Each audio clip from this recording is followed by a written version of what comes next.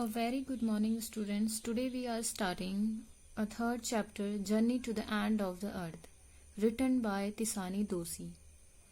Before you read, if you want to know more about the planet's past, present, and future, the Antarctica is the place to go to. Bon voyage. ठीक है, if you want to know, अगर आप जानना चाहते हैं more about, ज़्यादा the planets, किसी भी प्लैनेट के पास्ट के बारे में, उसके प्रेजेंट के बारे में एंड उसके फ्यूचर के बारे में, the Antarctica is the place to go. जो अंटार्कटिका है वो क्या है, सबसे सही जगह है किसी भी प्लैनेट के बारे में, किसी भी प्लैनेट के पास्ट, प्रेजेंट और फ्यूचर के बारे में जानने के लिए. बॉन वॉयज मीन्स होता है हैप्पी जर्नी. आपने ये वर्ड कई बार देखा होगा, बॉन वॉयज. बॉन वॉयज मीन्स जो आप कहते हैं ना, किसी को जब विश करते हैं आप बोलते हैं, जैसे कोई जा रहा होता है तो आप उसे बोलते हैं हैप्पी जर्नी, तो आप बॉन वॉयज भी बोल सकते हैं उसे. देखिए, ये जो लेसन है ये है हमारी जो ज्योग्राफिकल फिनोमेना होता है उसके बारे में है, कि जो हमारा मंडल है, जो हमारा जैव मंडल है, उसमें किस प्रकार से जो प्राणी रहते हैं उनकी जो क्रियाकलाप है उनके, वो कैसे हमारे जो नेचर है, हमारी जो प्रकृति है उसको प्रभावित करते हैं, या फिर जो हम जो कार्य करते हैं उससे कैसे जो प्रकृति है वो प्रभावित हो रही है, और कैसे धीरे धीरे हमारी जो सारी चीजें जिसके द्वारा विकास हो रहा है, उन सारी चीजों के द्वारा कैसे जो प्रकृति है उसका धीरे धीरे विनाश हो रहा है, वो भी इस चैप्टर के थ्रू हम जानेंगे. Early this year, I found myself aboard a Russian research vessel, the academic Solovsky, heading towards the coldest, driest, windiest continent in the world, Antarctica. ठीक है, अंटार्कटिका वो बोल रहे हैं कि अर्ली दिस ईयर, इस साल के प्रारंभ में, आई फाउंड माई सेल्फ अबॉर्ड, मैं सवार होकर के एक रशियन रिसर्च जो है उस पे, उसका नाम क्या है, एकेडमिक है, सोलस्की. सोलस्की में वो क्या कर रहा है, वहां जा रहे हैं वो सवार होकर के. कहाँ, एक सबसे ठंडी जगह पे, एक सूखी जगह पे, एक ऐसी जगह पे विंडीज जहाँ बहुत ज्यादा क्या है, विंड है, कॉन्टिनेंट इन द वर्ल्ड, संसार के एक ऐसे कॉन्टिनेंट पे जो राइटर है वो बता रहे हैं कि मैं जा रहा हूँ. और वो जगह कौन सी है, अंटार्कटिका. वो अंटार्कटिका जगह है. माई journey begin 13.09 degrees north of the equator. Equator होती है भूमध्य रेखा, आपने ज्योग्राफी में पढ़ा भी होगा. जो इक्वेटर होती है, जो आपकी रेखाएं हैं, भूमध्य रेखा, कर्क रेखा और मकर रेखा, ये 3 रेखाएं होती हैं. इक्वेटर जो हमारा ग्लोब है उसके बिल्कुल सेंटर से जाती है, बिल्कुल बीच से जाती है. ठीक है, तो ये भूमध्य रेखा है, ये हमारे जो ग्लोब है उसे 2 बराबर भागों में बांटती है. तो वो बोल रहा है कि my journey begin 13.09 degree, 13.09 degree north की ओर से. ठीक है, कहाँ तक, ऑफ द इक्वेटर, इक्वेटर से नॉर्थ की ओर. Equator in Madras and involved crossing 9 time zones, और इसके दौरान उन्होंने जो 9 टाइम जोन्स हैं उन्हें क्रॉस किया. 6 चेक पोस्ट्स, ठीक है, जो चेक पोस्ट हैं, चेक पॉइंट्स हैं, उन्हें पार किया. कितने, 9 टाइम जोन्स को, 6 चेक पॉइंट्स को. 3 bodies of water, 3 bodies of water को उन्होंने पार किया. बॉडीज ऑफ वाटर होते हैं महासागर, 3 महासागरों को उन्होंने पार किया. एंड एटलीस्ट एज मैनी कोस्पेयर्स, और इसी प्रकार से कई जैव मंडल पार करते हुए वो कहाँ पहुंचे, अंटार्कटिका जो जगह है वहां पहुंचे. By the time I actually set foot on the Antarctic continent, जब तक उन्होंने अंटार्कटिक जो कॉन्टिनेंट है उस पर पैर रखे, I had been travelling over 100 hours in combination of a car, an aeroplane and a ship. तो उन्होंने पूरा अंटार्कटिक कॉन्टिनेंट तक पहुंचने के लिए उन्हें कितने घंटे लगे, 100 आवर्स लगे, 100 घंटे लगे उन्हें. और वो 100 घंटे उन्होंने कैसे तय किए, कार से, एरोप्लेन से और शिप से. ठीक है, यानी कि वो थोड़ी दूरी से कार तक आए होंगे, फिर एरोप्लेन से, और फिर उसके बाद शिप से. So my first emotion on facing Antarctica's expansive white landscape and uninterrupted blue horizon was relief.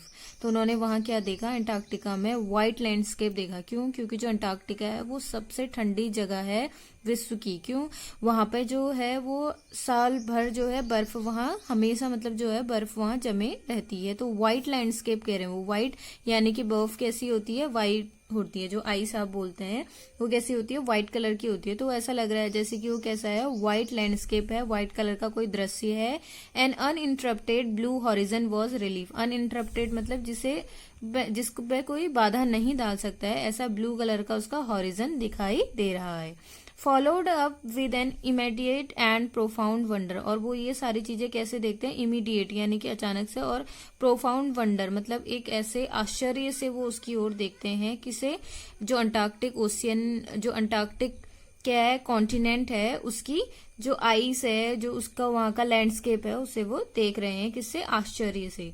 Wonder at its immensity, immensity मतलब होता है विशाल, वो इतना ज्यादा विशाल है कॉन्टिनेंट, जो अंटार्कटिक कॉन्टिनेंट है वो इतना विशाल है, तो वो उसे देख करके क्या कर रहे हैं, आश्चर्य कर रहे हैं। इट्स आइसोलेशन, और वो अकेला है बिल्कुल, वहां कोई दूसरी चीज नहीं है, क्यों, क्योंकि जो आइस होती है वो किसी भी चीज को वहां होने नहीं देती है। But mainly at how there could ever have been a time when India and Antarctica were part of the same land mass. तो वो बोल रहे हैं कि एक ऐसा टाइम था जब अंटार्कटिका और जो इंडिया थे, दोनों क्या थे, एक ही लैंड मास के, यानी कि एक ही भूमि के क्या थे, वो दोनों पार्ट थे, यानी कि आपस में वो जुड़े हुए थे। पार्ट ऑफ हिस्ट्री, अब उसकी हिस्ट्री के बारे में थोड़ा जानते हैं, किसकी, अंटार्कटिका और इंडिया जो पार्ट थे उसकी हिस्ट्री के बारे में बात हो रही है।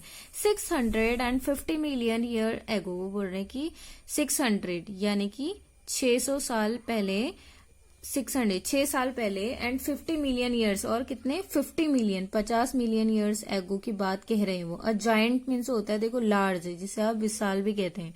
अ जायंट अमालगमेटेड, मिश्रित हो गया, साउदर्न सुपर कॉन्टिनेंट, एक क्या था, साउथ में एक सुपर कॉन्टिनेंट था, ठीक है, सुपर कॉन्टिनेंट था जिसमें क्या था, गोंडवाना, जिसका नाम क्या था, गोंडवाना। ये आपने ज्योग्राफी में भी पढ़ा है, 11th क्लास की ज्योग्राफी में आपने देखा होगा, ये सारी चीजें आपके ज्योग्राफी की बुक में ये अच्छे से दी गई हैं कि कैसे जो है हिमालय, जो हमारा हिमालय है, और जो गोंडवाना लैंड है, वो कैसे क्या हुए, एक दूसरे से अलग हुए। तो ये सुपर कॉन्टिनेंट था जो वो, उसका नाम वहां था गोंडवाना। डिड इंडीज एग्जिस्ट, वो क्या था, तब पाया जाता था। सेंटर्ड रफली around the present day Antarctica, वो क्या था, कैसा था, वो किस पे बेस्ड था, अंटार्कटिका पे वो बेस्ड था। Things were quite different then, और जो तब चीजें थी, things were quite different then, तब जो चीजें थी वो कैसी थी, भिन्न थी। Humans had not arrived on the global scene, और तब जो ह्यूमंस थे, जो मनुष्य था, वो अभी क्या हुआ था, वो पृथ्वी में अभी तक नहीं आया था, तब की बात कर रहे हैं। And the climate was much warmer, जो क्लाइमेट था, ठीक है, वो कैसा था, जो मौसम की बात हो रही, जलवायु की बात हो रही है, वो कैसा था, वार्मर, बहुत ज्यादा गर्म था। Hosting a huge variety of flora and fauna, और वो धीरे धीरे क्या कर रहे थे, फ्लोरा और जो फ्योना है, यानी कि जो पेड़ पौधे हैं, जीव जंतु हैं, उनको धीरे धीरे क्या कर रहे थे, वो जगह दे रहे थे उगने की। For 500 million years Gondwana thrived, जो 500 मिलियन ईयर्स पहले की बात हो रही है कि जो गोंडवाना था वो थ्राइव्ड हुआ, मतलब उस पे वो डिवाइड हो गया। But around the time when the dinosaurs were wiped out, और उस टाइम पर जो डायनासोर्स थे वो क्या हो गए, वाइप्ड आउट हो गए, वो सारे के सारे क्या हो गए, खत्म हो गए। And the age the mammals got under way, और धीरे धीरे क्या हुआ, जो मैमल्स होते हैं, यानी कि कैसे होते हैं, स्तनधारी होते हैं, यानी कि जो रैंक के चलते हैं, गॉट अंडर वे, वो क्या हुआ, धीरे धीरे वो लोग यहाँ आने लगे, मतलब वो लोग जमीन पे क्या हुए, उनको वो पैदा हुए।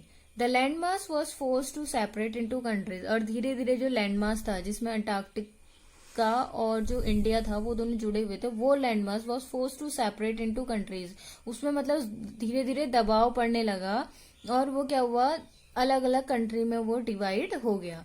Shaping the globe much as we know it today, और उसने क्या किया, एक ग्लोब को बनाया जिसे आज हम जानते हैं, यानी कि जो आप ग्लोब आज देख रहे हो कि ये जो पोर्शन है ये इस कंट्री का है, this portion of that country, ठीक है, यानी कि जो पोर्शन बने, जो कंट्रियां बनी हैं, ये पहले क्या था, एक पूरा एक लैंड मास हुआ करता था, पूरा एक भूमि हुई करती थी, बाद में ये किसी दबाव के कारण ये क्या हुआ, अलग अलग टुकड़ों में ये बट गया।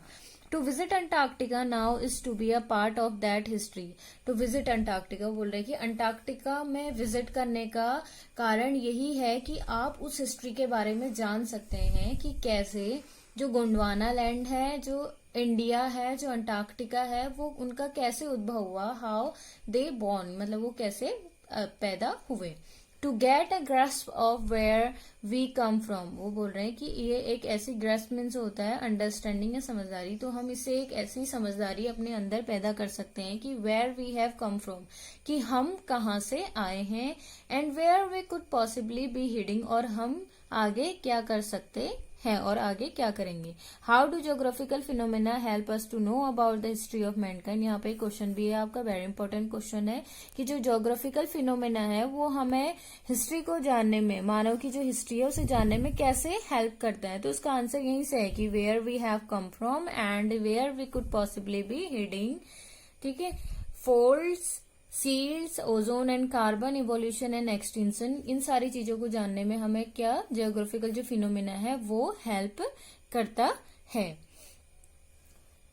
From where it is to understand the significance of Cordilleran folds and Precambrian granite, seals, ozone and carbon, evolution and extinction. तो ये सारी चीजें बताई हैं कि जो ज्योग्राफिकल फिनोमेना है उसको जानने के बाद ही अंटार्कटिका एक ऐसी जगह है जहां हम ये जान सकते हैं जाके कि हम कहाँ से आए हैं और हम कहाँ जा रहे हैं, उसके अंदर कौन कौन सी चीजें छुपी हुई हैं, फोल्ड्स क्या है उसके अंदर, सील्स क्या है, ओजोन कितनी है, कार्बन कितनी है उसमें, इवोल्यूशन और एक्सटिंक्शन, ये सारी चीजें हम किससे जान सकते हैं, अंटार्कटिका से जान सकते हैं। When you think about all that can happen in a million years, और ये सारी चीजें क्या हुई थी, मिलियन ईयर्स पहले हुई थी, it can get pretty mind blogging, और ये क्या है, एक अच्छा क्या है, माइंड ब्लॉगिंग है। इमेजिन इंडिया पुशिंग नॉर्थवर्ड्स, और क्या हुआ जब ये जो कॉन्टिनेंट था, एक पूरा एक क्या था, लैंड मास था, वो धीरे धीरे जब अलग अलग कंट्री में डिवाइड हुआ तो जो इंडिया था पुशिंग नॉर्थवर्ड, जो इंडिया है वो कहाँ की ओर धकेल दिया गया, नॉर्थवर्ड्स की ओर ढकेला गया।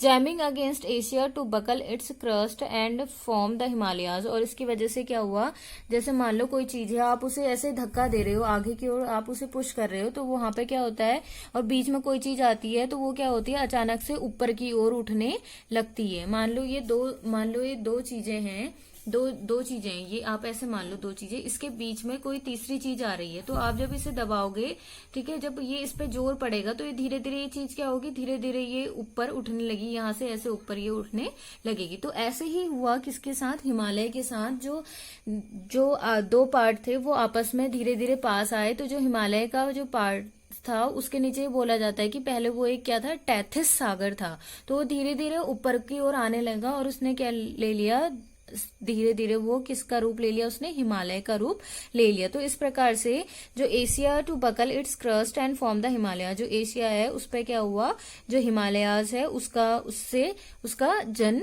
हुआ। South America drifting off to join North America, जो साउथ अमेरिका था वो क्या हो गया, नॉर्थ अमेरिका से क्या हो गया, थोड़ा सा अलग हो गया, बट फिर भी उससे क्या है, वो जुड़ा हुआ है। Opening up to the Drake passage to create a cold circumpolar current, और वहां पे क्या हुआ कि मतलब ये सारी चीजें क्या हो गई, सरकमपोलर करंट वहां पे उत्पन्न हो गया। Keeping Antarctica frigid, desolate and at the bottom of the world. ठीक है, करंट क्या होता है, ये करंट जो होती है वो धाराएं भी होती हैं, जिसे आपने देखा होगा, गर्म धारा, ठंडी धाराएं, हिंदी में आप पढ़ते हैं इसे। तो ये सारी चीजें वहां पे क्या है, सर्कुमकोलर जो करंट है जिसे आप धाराएं कहते हैं, वो वहां पे उत्पन्न हुई। कीपिंग अंटार्कटिका फ्रिजिड, और इन सारी चीजों ने क्या हुआ, जो अंटार्कटिका है उसे क्या कर दिया, फ्रिजिड कर दिया, यानी कि उसे जमा दिया। Desolate and at the bottom of the world, और वो कहाँ चले गया, जो वर्ल्ड है उसके सबसे नीचे बॉटम में चला गया।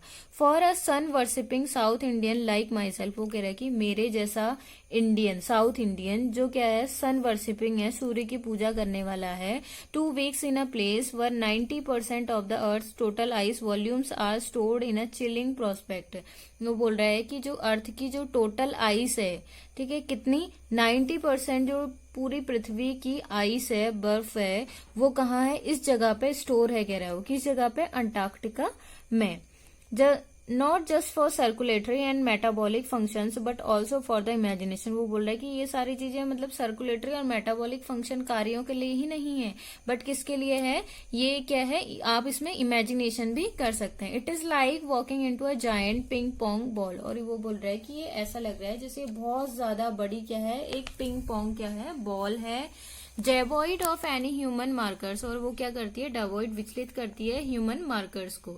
नो ट्रीज, वहां कोई भी ट्रीज नहीं है, बिलबोर्ड्स भी नहीं, बिल्डिंग्स, कोई बिल्डिंग्स नहीं, क्यों, क्योंकि वहां चारों तरफ क्या है, आइस ही आइस है। You lose all earthly sense of perspective and time here, वो बोल रहे हैं कि आपको पता ही नहीं चलता, वहां आप सारा जो अर्थली सेंस है अपना वो सारा वहां खो देते हैं। The visual scale ranges from the microscopic to the mighty, वहां क्या है, जो रेंज है आपकी, विजुअल स्केल रेंज है, यानी कि आप जितना देख सकते हैं, microscopic to the mighty midges and mites to blue whales and icebergs as big as countries. किसे देख सकते हैं? ब्लू कलर की वेल्स को देख सकते हैं, आइसबर्ग्स देख सकते हैं वहां, एज बिग एज कंट्री, देशों से भी बड़े बड़े आप वहां क्या देख सकते हैं, कह रहा है वो आइसबर्ग्स देख सकते हैं। The largest recorded was the size of Belgium. Days go on and in the shrill 24 hours austral summer night. वो बोल रहे कि ऐसे ऐसे दिन चले गए 24 आवर ऑस्ट्रल समर नाइट के भी, एंड यूबिक्विटस साइलेंस, और वहां पे मतलब बिल्कुल ऐसी साइलेंस थी जिसे तोड़ा नहीं जा सकता, uninterrupted only by the occasional avalanche और क्लाइविंग आइस शीट्स। और वहां क्या ऐसी जो साइलेंस है मतलब इंटरप्टेड है वो, मतलब उसे कोई भी इंटरप्ट उसमें नहीं कर सकता। इंटरप्ट मीन्स होता है बाधित करना, तो इंटरप्टेड मीन्स क्या, कोई उसे बाधित नहीं कर सकता है इन सारी चीजों को। Consecrates the place, it is an immersion that will force you to place yourself in the context of the earth geological history. वो बोल रहा है कि ये सारी चीजें आपको किस चीज के बारे में बताती है, जो हमारी जियोलॉजी है उसकी हिस्ट्री के बारे में ये सारी चीजें बताती है। And for humans the prognosis is not good. वो बोल रहा है कि ह्यूमंस के लिए जो प्रोग्नोसिस है वो अच्छा नहीं है, यानी कि वो बोल रहा है कि ये जो पूरा अंटार्कटिका है इसमें क्या चारों तरफ आइस ही आइस है। आप वहां पे मतलब आपको कोई दूसरी चीज वहां नहीं दिखाई देगी, ना कोई पेड़ ना बिल्डिंग्स, कुछ नहीं वहां, बस क्या सिर्फ आपको व्हाइट लैंडस्केप दिखाई देगा, व्हाइट कलर का पूरा दृश्य दिखाई देगा। और इतने बड़े बड़े आइस वर्क्स होंगे जो क्या होंगे, कंट्री से भी बड़े होंगे, देशों से भी बड़े बड़े आपको वहां पे आइस वर्क्स दिखाई देंगे। ह्यूमन इम्पैक्ट, अब देखते हैं कि इसका ह्यूमन पे क्या प्रभाव पड़ता है। Human civilisations have been around for a paltry 12,000 years, barely a few seconds on the geological clock। वो बोल रहा है कि जो human civilisation have been around for a paltry, ये बहुत कम है, 12,000 years पहले की जो बात हो रही है, barely a few seconds on the geological clock, at that short amount of time, इस छोटे टाइम में we have managed to create quite a ruckus. हमने, वो बोल रहे कि 12,000 years में ही हमने क्या कर दी है, एक हलचल उत्पन्न कर दी है, itching our dominance over nature, और हमने क्या कर दिया, अपना डोमिनेंस, अपना दबदबा बना दिया है नेचर के ऊपर, विद आर विलेजेस। कैसे, अपने हमने क्या कर रहा है, हम विलेजेस बनाते जा रहे हैं, टाउन्स बनाते जा रहे हैं, हम सिटीज बनाते जा रहे हैं, मेगा सिटीज बनाते जा रहे हैं, सिटी से भी जो बड़ी, जो जहाँ पे बहुत ज्यादा क्या होती है फैसिलिटीज होती हैं और जो पॉपुलेशन है वो भी ज्यादा होती है, उन्हें बोलते हैं मेगा सिटीज। तो सिटी से भी बड़ी जो मेगा सिटीज हैं वो हम धीरे धीरे बना रहे हैं, यानी कि हम नेचर को क्या कर रहे हैं, डोमिनेंस कर रहे हैं, उस पर अपना दबदबा बना रहे हैं, उससे क्या कर रहे हैं, बर्बाद कर रहे हैं। The rapid increase of human populations has left us battling with other species for limited resources। वो बोले कि the rapid increase of human population, जो human population है, जो मनुष्य की जो जनसंख्या है, has left us battling with other species, वो क्या कर रही है, हमें दूसरी जो स्पेसीज हैं, जो दूसरी वो जातियां हैं, उनसे क्या कर रही हैं, वो लिमिटेड क्या है, हमारे पास कम, वो क्या है, सीमित मात्रा में हमारे पास साधन है, संसाधन है, तो उनके लिए हम क्या कर रहे हैं, दूसरी जो स्पीसीज हैं उनसे क्या कर रहे हैं, हम बैटल कर रहे हैं।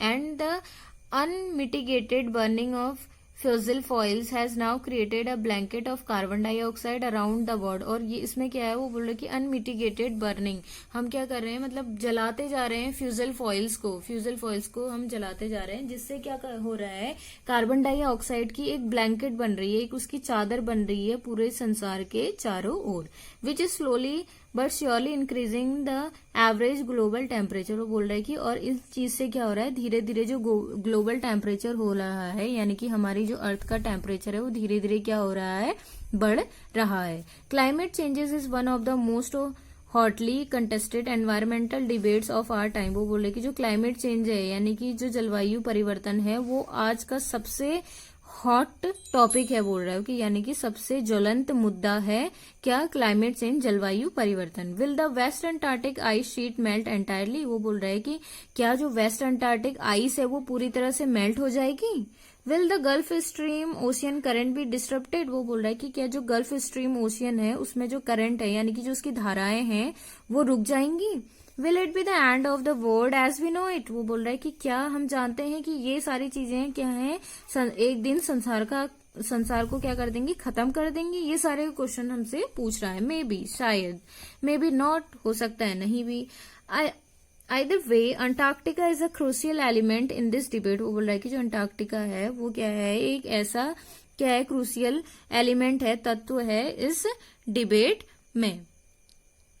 Not just because it's the only place in the world, यही अंटार्कटिका ही एक ऐसा प्लेस है where which has never sustain a human population, जहाँ क्या है ह्यूमन पॉपुलेशन अभी तक नहीं है, and therefore remains relatively pristine in this care respect. Okay, तो वो बोल रहा है कि इन सारी चीजों में क्या हो रहा है कि ऐसा लग रहा है हमें कि जो अंटार्कटिका है वो एक ऐसी जगह है जहां अभी तक ह्यूमन जो पॉपुलेशन है वो नहीं पहुंच पाई है, but more importantly because it holds in its ice course 500,000 years old carbon records. वो बोल रहा है बट जो अंटार्कटिका है उसकी जो आइस कोर्स है, यानी कि जो जो उसकी आइस की परतें हैं उसमें 500,000 ईयर्स ओल्ड की जो है, मतलब 500,000 ईयर ओल्ड कार्बन रिकॉर्ड्स हैं वहां पे। Trapped in its layer of ice, कहाँ है, जो उसकी आइस की लेयर है उसके अंदर। If we want to study and examine the earth's past, वो बोल रहे हैं कि अगर हम चाहते हैं क्या करना, स्टडी करना और एग्जामाइन परीक्षा मतलब लेना किसकी, अर्थ के पास्ट की, प्रेजेंट की और फ्यूचर की, तो Antarctica is the place to go. तो वो बोल रहे कि अंटार्कटिका ही एक ऐसी जगह है जहां हम क्या करते हैं, जा सकते हैं ये सारी चीजें जानने के लिए। Students on Ice the program I was working with on the Solsky. वो बोल रहा है कि स्टूडेंट ऑन आइस जो है उन्होंने प्रोग्राम आई वॉज वर्किंग में, इस प्रोग्राम में काम कर रहा हूँ विद द सोलस्की के साथ। Aims to do exactly this by taking high school student to the ends of the world and providing them with inspiring educational opportunities which will help them foster a new understanding and respect for our planet। वो बोल रहे हैं कि जो high school के students हैं उनको ये सारी चीजें मतलब इस टूर पे लेके जाना अंटार्कटिका के, और उनको वर्ल्ड के बारे में बताना, ये क्या होगा उनके लिए, क्या होगी, एक इंस्पायरिंग एजुकेशनल अपॉर्चुनिटी होगी, यानी कि एक उनके लिए सबसे ज्यादा क्या होगा, अच्छा उनको इंस्पायर करने वाला ये एक अवसर होगा। विच विल हेल्प देम, जो उनको हेल्प करेगा, फॉस्टर न्यू अंडरस्टैंडिंग, जो उनके अंदर उत्पन्न करेगा एक नई सोच, एंड रेस्पेक्ट, और रेस्पेक्ट यानी कि सम्मान फॉर आवर प्लानेट, हमारे प्लानेट के लिए। यानी कि इसका मतलब क्या है कि अगर हम हाई स्कूल जो स्टूडेंट्स हैं उनको यदि हम आर प्लानेट, यानी कि उनके कहने का मतलब क्या है कि जो हाई स्कूल के स्टूडेंट्स हैं अगर हम उन्हें ये सारी चीजें बताते हैं ज्योग्राफी के बारे में, क्लाइमेट चेंज के बारे में, हमारे प्लेनेट के बारे में, हमारे नेचर के बारे में, तो उससे क्या होगा, बच्चे के अंदर क्या होगा, एक अच्छी सोच जन्म लेगी, जिससे हम क्या करेंगे, जो हमारी प्रकृति है उसका विनाश ना करके हम उसे क्या करेंगे, उसे बचा लेंगे। It's been in operation for 6 years now. वो बोल रहे हैं कि इस ऑपरेशन को कितने 6 years हो चुके हैं।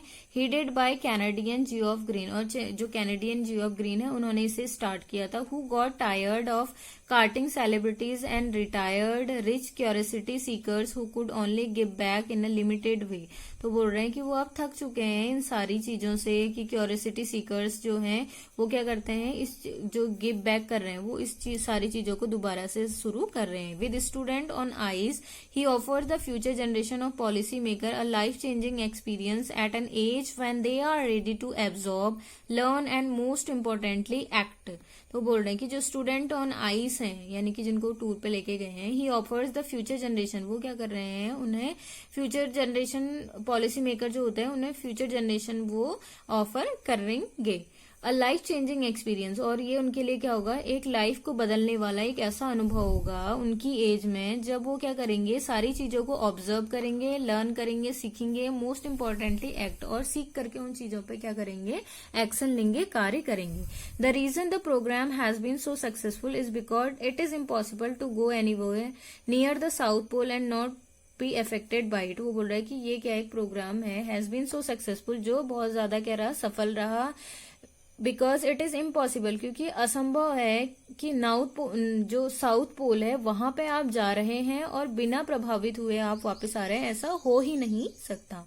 It is easy to be blase about polar ice caps melting while sitting in the comfort zone of our respective latitude and longitude. जब हम लैटिट्यूड और लॉन्गिट्यूड होते हैं, जिसे आप अक्षांश और देशांतर बोलते हैं, वहां पे वो बोल रहे हैं कि आप किसी भी अक्षांश या देशांतर पे आप रहते हो या आप वहां बैठे हो अपने किसी भी कंफर्ट जोन में, but when you can visibly see glaciers retreating and ice shelves collapsing. तो आप देखेंगे वो बोल रहे हैं कि जो हमारे ग्लेशियर्स हैं वो धीरे धीरे क्या हो रहे हैं, जो उनकी आइस सेल्फ्स हैं, जो उनकी आइस है वो कोलैप्सिंग, यानी कि वो आपस में टकरा रही है। You begin to realise that the threat of global warming is very real, कि धीरे धीरे जो आइस है वो पिघल रही है, और तब आप रियलाइज करेंगे, कह रहे हैं वो थ्रेट मतलब डर आप अनुभव करेंगे ग्लोबल वार्मिंग, जो पृथ्वी का जो टेम्परेचर वो बढ़ रहा है, तो वो क्या है, एक सच बात है। Antarctica because of her simple ecosystem and lack of diversity. Antarctica एक ऐसी जगह है जो क्या है, जिसका इकोसिस्टम क्या है, सिंपल है, साधारण है,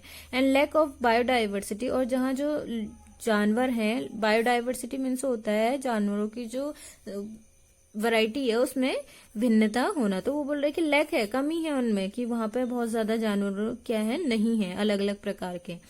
is the perfect place to study how little changes in the environment can have big precaution. ठीक है, वो बोल रहा है कि ये चीजें आपको परफेक्ट प्लेस है ये बताने के लिए कि कैसे जो छोटे छोटे चेंज होते हैं एनवायरनमेंट में कैन हैव बिग रिपरकशन, वो क्या करते हैं, एक बड़े भयानक कार्य का क्या बन जाते हैं, परिणाम बन जाते हैं। टेक द माइक्रोस्कोपिक फोटोप्लैंटन, वो बोल रहे हैं कि जो ऐसे पौधे जिन्हें हम किससे देखते हैं, सूक्ष्मदर्शी से देखते हैं, ऐसे पौधे, दोज ग्रासेस ऑफ द सी, और ऐसी जो घासें हैं जो समुद्र में पाई जाती हैं, that nourish and sustain the entire southern oceans food chain, जो क्या करती हैं, जो पूरे जो साउथर्न ओशियन है उसकी जो फूड चेन है, फूड चेन आपने देखा होगा, जो खाद्य श्रृंखला है उसे बनाए रहते हैं। नरिश एंड सस्टेन, वो क्या करती है, उसे नरिश करती है, सस्टेन करती है। एक खाली जो ग्रास है इसके जो सी में जो घास उगती है वो क्या कर रही है, पूरे साउदर्न ओशियन का फूड चेन यानी कि खाद्य श्रृंखला को क्या कर रही है, बना रही है। दीज सिंगल सेल्ड प्लांट, जो ये एक कोशीय पौधे होते हैं यानी कि सिंगल सेल्ड प्लांट्स होते हैं, यूज द सन्स एनर्जी, वो सन की जो ऊर्जा होती है उसे टू एसिमुलेट कार्बन, उसे वो यूज करते हैं कार्बन को एसिमुलेट करने के लिए, और सिंथेसाइज और organic compounds in that wondrous and most important, वो क्या कर रहे हैं, कार्बन को एसिमुलेट कर रहे हैं, और ये क्या है, ये सारी चीजें वंडरस हैं और मोस्ट इम्पोर्टेंट हैं ऑफ प्रोसेस कॉल्ड फोटोसिंथेसिस। और ये सारी चीजें करना ये क्या कहलाता है, एक फोटोसिंथेसिस कहलाता है, यानी कि सूर्य के प्रकाश में भोजन बनाने को हम क्या कहते हैं, प्रकाश संश्लेषण कहते हैं। तो ये बोल रहे कि ये सारी चीजें क्या कहलाती है, फोटोसिंथेसिस कहलाती हैं, प्रकाश संश्लेषण कहलाती हैं। Scientist warn that a further depletion, वो बोल रहे कि जो साइंटिस्ट है उन्होंने वार्न किया है, चेतावनी दी है कि आगे जो डेप्लीशन है यानी कि जो रिडक्शन इन द क्वांटिटी, यानी कि किसी चीज की जो मात्रा है उसमें जो कमी आती है in the ozone layer, ozone layer में धीरे धीरे क्या हो रहा है, कमी आ रही है, will affect the activities of phytoplankton, वो धीरे धीरे क्या कर रही है, जो फोटोप्लैंटन है यानी कि जो छोटे पौधे हैं जिन्हें हम सूक्ष्मदर्शी के माध्यम से देखते हैं, पर उनका बहुत ज्यादा रोल होता है हमारे इकोसिस्टम को बनाए रहने में। जो आपने जो खाद्य श्रृंखला देखी होगी, आपने ये उसमें देखा होगा कि जो छोटे से छोटा जीव है उसकी इस जो पृथ्वी है उस पे क्या है, उसकी एक रोल है, उसकी एक भूमिका है। अगर वो छोटा जीव पूरी तरह से खत्म हो जाए, बिल्कुल ही ना रहे, तो क्या होगा, जो हमारा इकोसिस्टम है वो क्या होगा, गड़बड़ा जाएगा, और जो हमारा जो नेचर है उसमें क्या आ जाएगी, कमी आ जाएगी, और वो प्रभावित होगा एनी हाउ, कैसे भी, which is turn will affect the lives of all the marine animals. वो बोल रहे हैं कि जो मराइन जो सी एनिमल्स होते हैं, मराइन मीन्स होते हैं सी, जो सी एनिमल्स हैं, बर्ड्स हैं उस रीजन के, and the global carbon cycle, ये सारी चीजें क्या होंगी, उससे प्रभावित होंगी। In the parable of the phytoplankton there is a great metaphor for existence, जो पैरेबल यानी कि होती है एक साधारण सी स्टोरी को हम पैरेबल बोलते हैं। जो फोटोप्लैंटन जो यानी कि जो छोटे पौधे जिन्हें हम सूक्ष्मदर्शी से देख सकते हैं, उनकी एक सिंपल कहानी है कि वो क्या है, हमारे एग्जिस्टेंस में उनका बहुत ज्यादा क्या है, योगदान है। Take care of the small things, यहाँ पे देखो एक वेरी इंपॉर्टेंट लाइन्स है, आप जब कोई भी क्वेश्चन करेंगे इस लेसन का तो आप इन सारी चीजों को वहां पे, इस कोटेशन को आप वहां पे यूज कर सकते हैं, इससे जो आपका आंसर है वो कैसा होगा, इंप्रेसिव बनेगा। Take care of small things and the big things will fall into place, वो बोल रहे कि छोटे छोटे चीजों को ध्यान में रखो। ये इससे आप एक मतलब लाइफ के लिए भी आप एक सीख ले सकते हैं, या फिर आप इस कोटेशन का यूज अदर कॉन्टेक्स्ट में भी कर सकते हैं कि take care of small thing, की छोटी छोटी चीजों की क्या करो, टेक केयर करो, उन्हें संभाल के चलो, and the big things will fall into place, और जो बड़ी चीजें वो खुद ही क्या आ जाएंगी, सही हो जाएंगी, खुद ही अपनी जगह पे वो आ जाएंगी। यानी कि हमें छोटी छोटी बातों का ध्यान रखना है, तो बड़ी चीज, जब हम छोटी छोटी बातों का ध्यान रखेंगे तो बड़ी चीज क्या होगी, कभी भी गलत नहीं होगी, वो सही समय पे सही जगह पे होगी। वॉक ऑन द ओशियन, अब वो बोल रहे कि ओशियन में walk. My Antarctic experience was full of such epiphanies but the best occurred just short of the Antarctic circle and 65.55 degree south. वो बोल रहे हैं कि जो एक रहस्य था, वो मतलब जो मेरा एक्सपीरियंस है, मेरा अनुभव है, वो बहुत सारे रहस्य से क्या है, वो कह रहा है वो भरा हुआ था। जो अंटार्कटिक सर्कल है कहाँ पे 65.55 डिग्री साउथ की बात हो रही है, ठीक है, यानी कि इतने डिग्री साउथ में वो जाते हैं।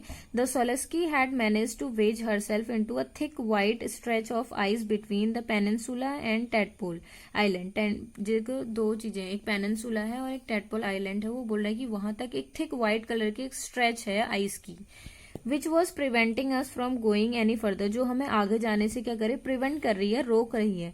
The captain decided we were going to turn around, वो बोल रहे हैं कि कैप्टन बोलता है, डिसाइड करता है कि we were going to turn around, कि हमें कैसे जाना है, टर्न अराउंड जाना है, उसके और मुड़ के जाना है। एंड हेड बैक नॉर्थ, और हमारा जो हेड है वो बैक नॉर्थ की ओर जाएगा। बट बिफोर वी डिड, जैसे ही हम इसे करते, we were all instructed to climb down the gangplank, और जब हम ये सारी चीजें, मतलब हमें अचानक से इंस्ट्रक्ट किया गया, हमें सलाह दी गई कि जल्दी से हमें क्या है, to climb down the gangplank, कि हमें जो प्लैंक है, यानी कि क्या होती है, आपने देखा होगा एक लकड़ी का एक प्लेट सी होती है, उस पे हम पैर रख करके क्या करते हैं, आगे जाते हैं, तो वो ये होते हैं प्लैंक बोलते हैं उन्हें, गैंग प्लैंक, ठीक है। तो उन्होंने उनको नीचे उतारा and walk on the ocean, और उनके सहारे वो कहाँ चलने लगे, ओशियन में चलने लगे। आप कैसे देखिए, जब एक स्किटिंग होती है, स्किटिंग में आपने देखा होगा एक जो लकड़ी का एक पट्टा सा होता है, आप उसका यूज करते हैं स्केटिंग के लिए, तो ऐसे ही यहाँ पे जो प्लैंक होते हैं वो भी उसी टाइप के होते हैं, उनका यूज आइस में किया जाता है, बर्फ में उनका यूज किया जाता है। So there we were all 52 apples, वो लोग कितने थे, 52 थे। Kitted out in Gore-Tex and glares, उनके जो पूरे जो अपना थे वो पूरी तरह से वो क्या थे, उनके पास सारी चीजें थी, वो गोर-टैक्स भी था, ग्लेयर्स भी थे, उनके कपड़े भी ऐसे थे, ठीक है, जो उन्हें क्या बचाएं, ठंड से बचाएं, और उनके पास सारी चीजें, खाने पीने की सारी चीजें थी। Walking on a stark whiteness that seemed to spread out forever, और पूरी तरह जो वाइटनेस जो था वो पूरी ओर फैली हुई थी। Underneath our feet was a metre thick ice pack, और हमारे पैरों के नीचे 1 मीटर मोटी जो बर्फ थी वो थी। एंड अंडरनीथ दैट, और उसके नीचे 180 metres of living breathing salt water, और 180 मीटर 180 मीटर ऑफ, यानी कि 180 मीटर का क्या था, लिविंग वहां पर लाइफ थी, ब्रीथिंग वहां पर सांस लेने की जगह थी, और खारा पानी था। In the periphery crabeater seals were stretching and sunning themselves on ice floes, और वहां क्या दिख रही थी, पूरी तरह से ऐसा लग रहा था कि जो बर्फ है वो कैसी हो रही है, तैर रही है। Much like stray dogs will do under the shade of a banyan tree, वो पानी में जो तैरती हुई बर्फ है वो ऐसी लग रही थी जैसे बैनियन ट्री के नीचे, जो बरगद का पेड़ है उसके नीचे क्या बैठे हो, उसकी बरगद के पेड़ की छाया के नीचे क्या बैठे हो, जो आवारा कुत्ते होते हैं वो आराम कर रहे हो। ऐसी वो उन्होंने बोला है कि जो तैरती हुई बर्फ है वो ऐसी लग रही है। It was nothing short of a revelation, वो बोल रहा है कि ये क्या है, ये मतलब एक ऐसा छोटा सा कोई ऐसा रिविलेशन नहीं है। एवरीथिंग डज इंडीड कनेक्ट, और ये सारी चीजें किससे हैं, एक दूसरे से जुड़ी हुई है। 9 टाइम जोन्स, 9 टाइम जोन्स की बात हो रही है, 6 चेक पॉइंट्स, 3 बॉडीज